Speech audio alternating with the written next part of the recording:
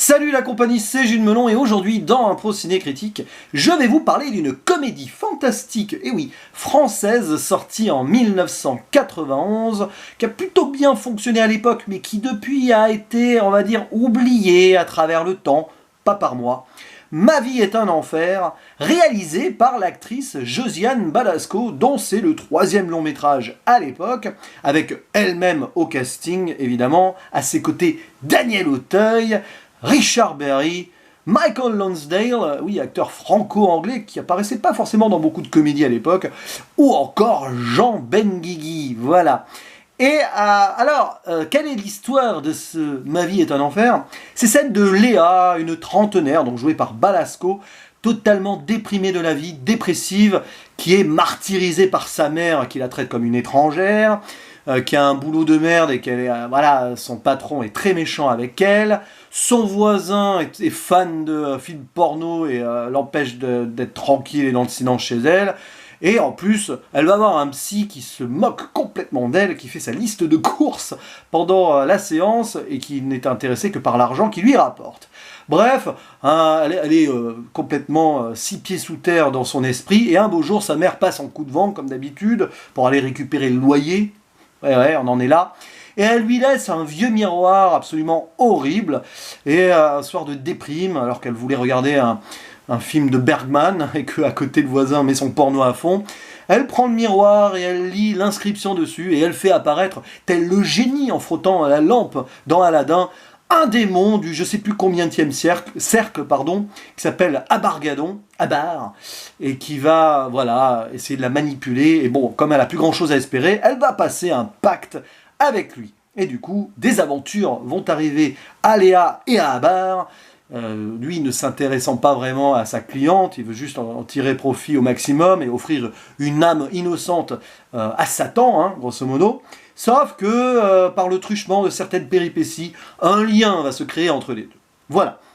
Alors, j'admets qu'il y a des bémols sur ce film, que j'ai découvert, je sais pas, moi je dois avoir 12 ans à la télévision, donc il m'a marqué par pas mal de répliques, par son côté très sulfureux et irrévérencieux. C'est les années 90 qui démarrent de plein pied.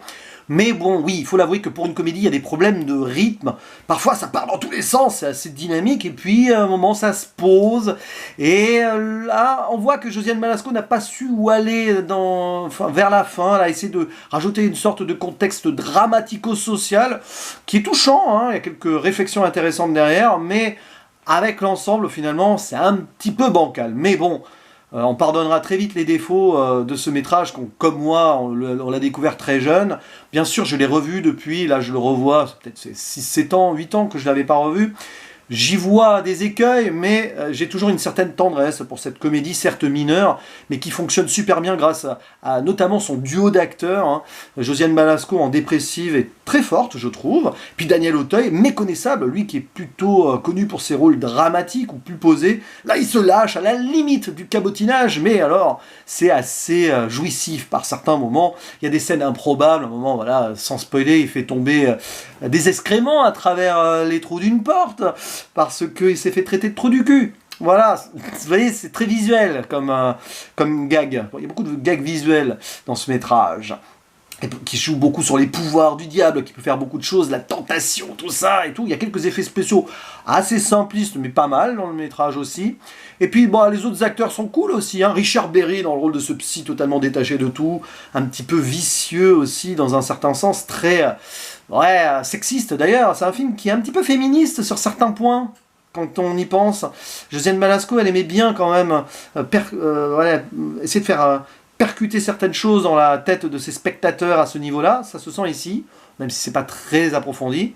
Et puis il y a Jean Benguigui qui est un petit peu aussi, qui part dans tous les sens, mais qui a un personnage assez fou à jouer, donc Monsieur Spiel, le voisin qui invite des gens assez bizarres chez lui, qui ne se gave de coke, et donc de film olé olé.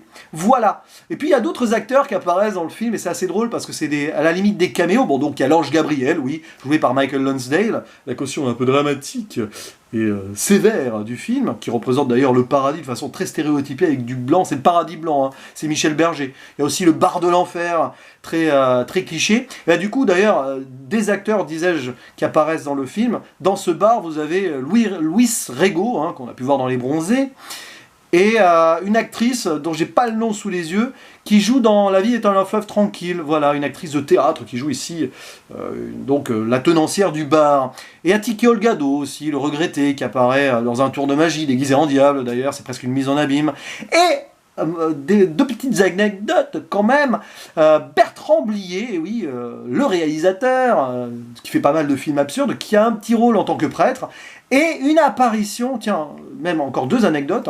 Première apparition de Marie-Lou Berry, qui était la fille de Josiane Balasco, qui apparaît dans un tout petit rôle de petite fille qui attend donc dans la salle d'attente du dentiste. Et Alexandre Desplat, vous savez, le compositeur et tout, qui a été oscarisé depuis, qui apparaît dans beaucoup de films, qui joue un pianiste à un moment dans un club de golf. Voilà. Donc c'est assez amusant de voir ces petits caméos comme ça, d'acteurs ou non-acteurs qui ont fait carrière par la suite. Bref, un film intéressant à voir quand même en famille, qui a un petit peu mal vieilli sur certains points, mais pas tant que ça. Alors évidemment, avec le recul, je ne peux pas mettre plus que 7 sur 10, et encore, pour beaucoup, je surnoterai, mais c'est très subjectif, j'ai quelque chose avec ce métrage. Je ne vais pas monter plus haut que pas mal sur Captain Watch, parce que quand même, il y a certains moments, voilà, il faut l'avouer, hein, en maturant les choses, bof, mais franchement, on passe un très bon moment devant ce film. Il n'y a pas à renier comme ça des petits plaisirs qu'on a eu adolescents. Certains appellent ça plaisir coupable. Oui, moi parfois aussi j'utilise ce terme. Mais coupable de quoi, après tout? Quand on aime, on ne compte pas. Voilà, bon là je compte un peu. Je ne vais pas ériger évidemment cette comédie en tant que chef-d'œuvre. Mais quand même, comédie fantastique, elle n'a pas eu des masses. À part les gendarmes, les extraterrestres et tout. Il y a eu l'extraterrestre de Didier Bourdon à la fin des années 90 aussi. Mais là quand même, il faut aller loin dans le plaisir coupable pour l'aimer ce film. Voilà, c'était donc mon avis, mon petit bilan personnel sur ce film qui compte mine de rien pour moi. Et je finirai donc cette vidéo en lançant un petit teasing, puisque dans quelques semaines, normalement, l'ami Nico Ciné sur sa chaîne parlera du prochain film de Josiane Balasco, sorti en 95, Gazon Maudit, probablement en compagnie de Yannick. Voilà, je fais ainsi une petite annonce. On verra quand ce sera publié. Je vous dis à la prochaine. Ciao.